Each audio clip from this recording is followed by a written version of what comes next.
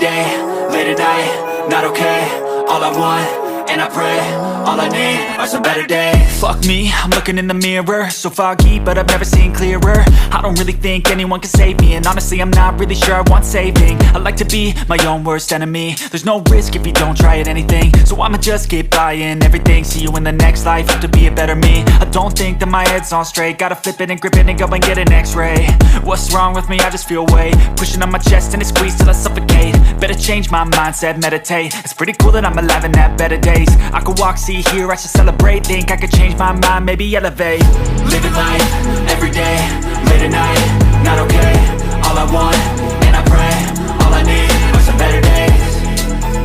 Yeah, all I need are some better days. Cause all I want, and I pray, I believe in the better days. I'm kinda stuck between a rock and a hard place. Do I work hard or live at my pace? You're only young once, yeah that's all great, but I also want a future where I'm okay. Living life is doing lots of cocaine. Wait no, it's living with no shame. Wait no, it's sleeping in on Sundays. I guess it's different for each of us and that's okay.